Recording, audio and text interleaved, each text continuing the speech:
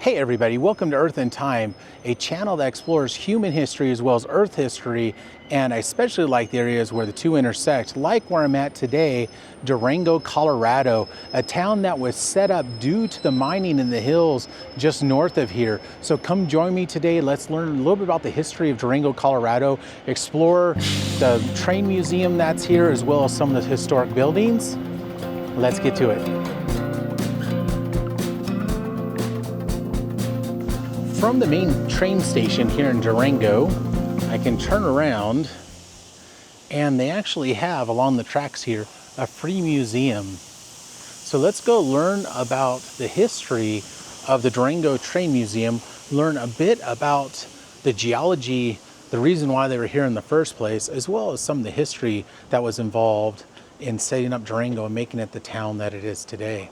All right, so why is this here? Well, there was a town called Silverton that was a large discovery of silver where they said, well, we didn't find any gold, boys, but we found silver by the ton. And the joke is that's how they got the name Silverton.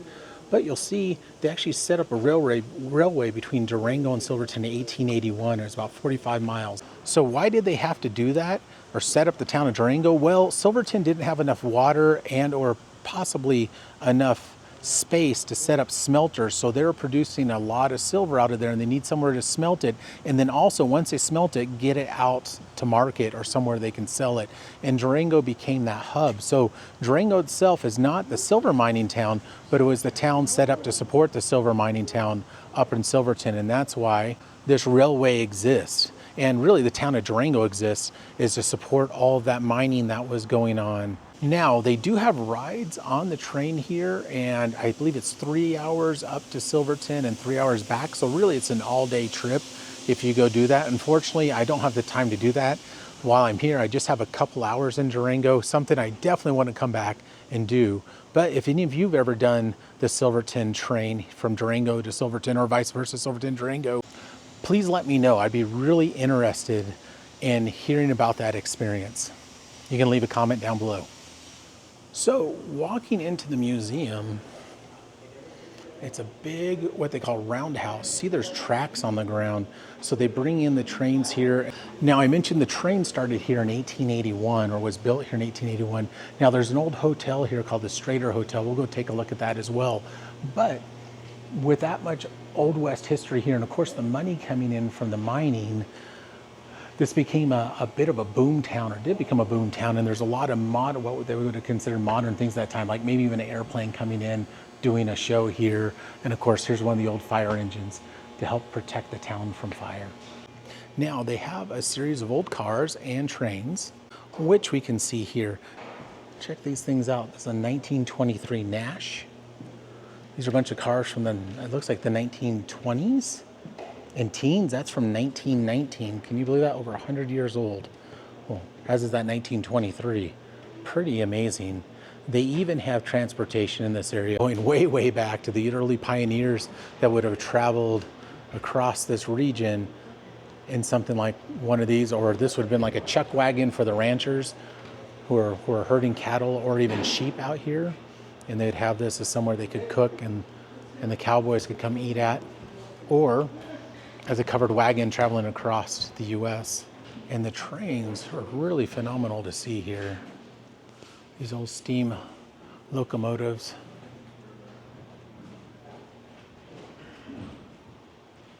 So this Rio Grande Southern number 42 we were just looking at was built in 1887. Wow. And we can actually see inside of I guess the engine. This is where they would have fed the coal. Be the boiler. So this is pretty cool, something new I just learned, I'll share with you. This is called a doghouse, and this is where the brakemen would sit on top of, just behind the locomotive, so they can look for problems and help hit the brakes. And so you can see the brakeman house here, or what they call the doghouse, and very, very tight quarters. At least they get to sit. And they have an old passenger car.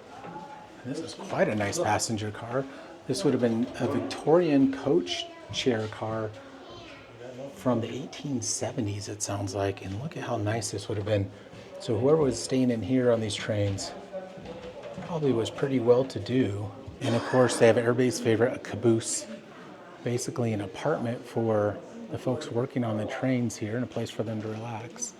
Now, I was trying to find the date of this caboose. I don't see it yet, but let's take a look inside this caboose and see if we can learn a little bit more. Oh, it actually says it was built in 1886. They have a little stove back here to cook and a little basin for food. They have some sitting areas and bunk beds where they could rest on long shifts, and then they had areas where individuals could look out ahead and behind, I guess, to make sure everything was safe. Pretty comfy quarters, but I imagine that if you get used to the noise here, it'll probably rock you right to sleep. Now, this is a sleeper from 1886, and it's not just a sleeper. They say it's a haunted sleeper. Somebody named Kate the Ghost lives in this car. Interesting. All right, so let's go into Sleeper 0460, known to be haunted with Kate the Ghost. Apparently, there's a fight that ensued here, and her lover was stabbed, who was a fireman, and she haunts this car to this day. So let's say hi, Kate the Ghost. And you can see how the sleepers would work. They'd actually drop down bunks up above, and they could have mattresses down below as well. And I'll say it's pretty tight quarters, but not just the tight quarters. Check this out. They actually have a bathtub in here, which is pretty interesting. I would have not expected to see a bathtub. And this side's been converted into some kind of kitchen area. Look, chickens! Oh, look at the old bottles. This was converted into a kitchen and a wash basin area. I guess, did individual sleepers also have kitchens with each one? So you basically live in that sleeper and have everything you need. And here's another view through this sleeper car. And once again, hi, Kate the Ghost. Everybody watch over my shoulder for Kate the Ghost. I want to make sure she's not going to sneak up on me. I do love walking through these old places and just thinking about the history of them, and the idea of traveling cross country in one of these is fascinating to me. Someday, maybe I'll do that on the train.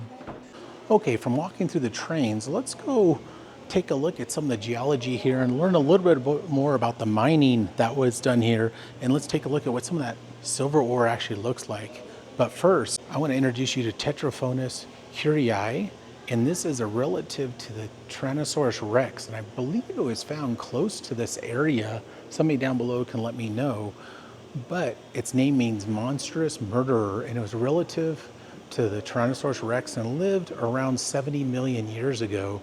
Is when these dinosaurs were living here, things like Triceratops and Tyrannosaurus rex and this Tetraphonus curii, North America was actually split by what was known as the Western Interior Seaway. So it was actually split into a western part called Laramidia, and Appalachia. And so it was split between those two. And we would have been where we're at today here in Durango, Colorado, would have been in the western, basically, island, if you will. And that's where this T-Rex relative would have resided, as well as actual T-Rexes and Triceratops and iguanodons, a lot of the characters that most of you are probably familiar with as far as dinosaurs go. We have some other fossils here as well, and they show some petrified wood, as well as some cephalopods, things like ammonites and bentonites, and there's a little stegosaurus. Stegosaurus is actually the state fossil of Colorado. We talked about mining as the reason the trains exist here. So the geology in the area produced a lot of silver, and what they would do when they were actually looking for silver deposits is they'll actually go to rocks and drill down and take core samples. So these are basically drills that are hollow in the middle. They'll take those core samples and they'll look to see if they actually have precious minerals in them. And the precious mineral they're actually looking for is this galena with silver in it as an ore. So if you may have seen my short video on galena, its chemical formula, interesting enough, is PBS. It's a lead sulfide. It actually is the host rock for silver and silver ore, and this is really, really heavy. I mean, this is like cannonball heavy, like big chunk of metal, because it's all lead, right? And lead's very heavy, but this is the type of rock they were looking for, is a high grade silver ore, and they would crush this down and remove the silver out of it. And it's really neat that you can actually come and touch and check out these samples. Now, Colorado wasn't also just known for silver out here. There was also gold, and there's actually a gold rush here, a little different than the gold rush, not quite as big as the one as California in 1849, but there was still a gold rush here. And you can see some examples of some gold ore. In fact, you see some nice little gold flecks on one of these pieces here. The thing they mined here in Durango, actually not far from here, is actually coal. So we are in kind of Colorado coal country. You'll see an example of coal there on the top from La Plata County. There's another piece at Galena, which ends up hosting the silver. Now, there's other things out here too, including copper ores. So malachite is a well-known copper ore. It's a big green mineral there. And you'll see some peacock ore down there as well. So copper was also found here in Colorado, along with a variety of other types of minerals. Now, I've worked my way to the other side of the roundhouse, and we can see some of the trains. I believe this is one of the trains they actually take up to Silverton, and right in front of us is the round table. So a train will come in here, they'll rotate it around, and then it can be stored on one of these mini tracks down here that eventually go into the roundhouse that I'm standing in front of and we just took a tour of, or we were just inside of. And you'll see this roundhouse actually has, 2, 4, 6, 8, well over a dozen bays, way more than I originally thought. What a cool mechanism. I wonder how this worked way back in the day, if they had to do it with donkeys and horses to help turn it, or what was the mechanism, some kind of steam mechanism itself that could actually have enough power that you could actually turn a locomotive engine. Having that in these bays, they could actually work on one engine or two engines and then have another one continuing to go up and down to Silverton to go drop people and supplies off, as well as collect ore and bring it back down here to Durango. Now, I mentioned the smelters. I believe there were a series of smelters down along what's known as the Animas River, which runs just on the other side of this building. And I believe some of them are around the corner down here. So they would take the ore from this area and then take it down to the smelter, smelt it down to make silver bars. And we're in Colorado, which is snow country. And so they actually came up with mechanisms and ways to move the snow and ice off the tracks. And this is an example of one of those. And this is called a drag flanger. So I'll say, as I went around this roundhouse, it really is not just for the trains, but all types of transportation. Here's a boat from 1939.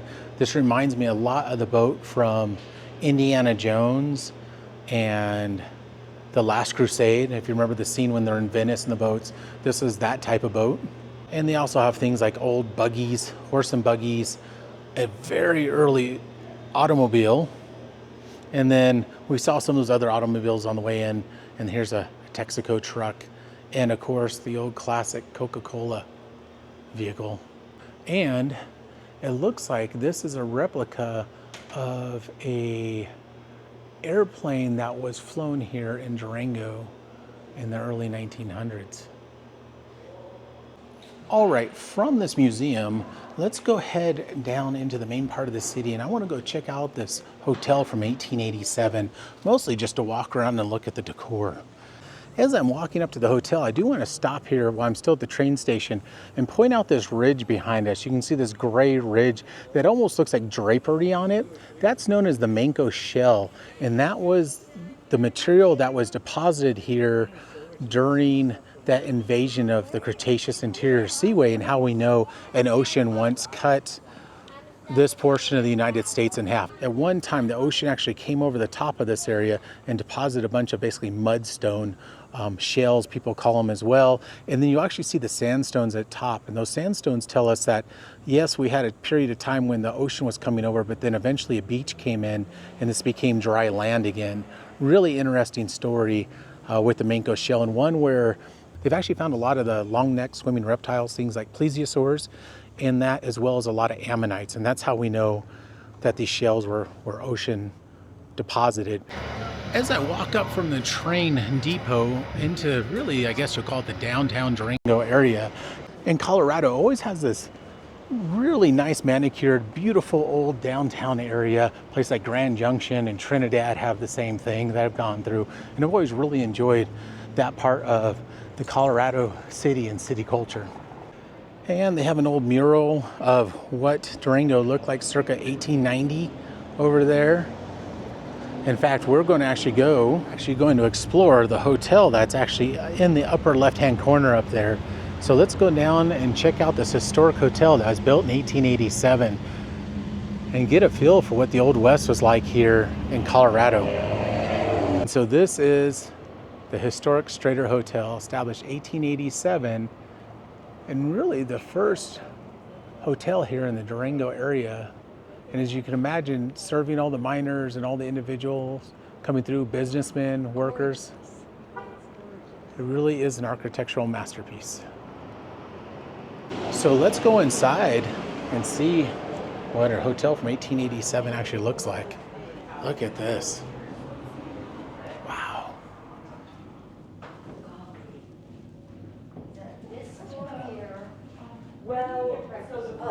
I really like this wallpaper.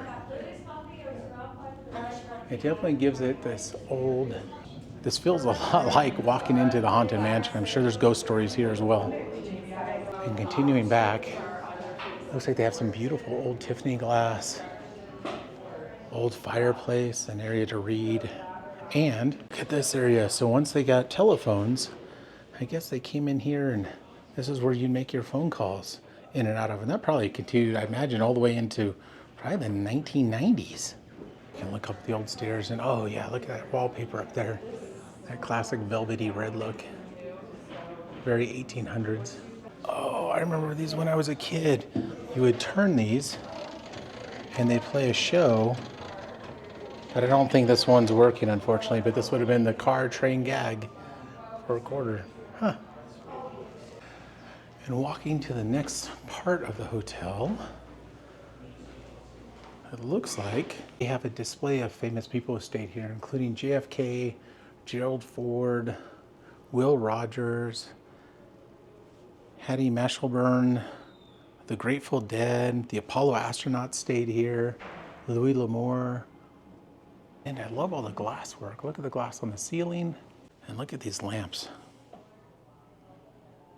And look at the ceiling of this room going into what is known as the Old Oak Room. I think this is where a lot of those major events took place. Things like JFK giving talks and Gerald Ford. Really, really cool. And look at the glass panel with the peacock in the background. Gorgeous. Okay, when I come here with my family, this is definitely somewhere I'm going to stay. I really think this is an amazing hotel and definitely worth taking time to explore, and I'd love to see some of the rooms. And apparently if you're here on a Sunday between May and October, they said around 5:30, 6 o'clock, there's a ragtime band that plays here at the Strater Hotel. What a cool town. All right, from in front of the Diamond Bell Saloon here at the Strater Hotel, I want to say thank you all for joining me today to learn about Durango, learn about its history, as well as learn about some of the geology here. If you enjoyed this video, please give it a thumbs up. If you haven't already, please subscribe to the channel, hit that bell for notification to keep up on all my adventures about human history, earth history, and specifically where the two intersect, like here in Durango, Colorado. So with that being said, thanks all for joining me. Take care, and we'll see you all in the next adventure.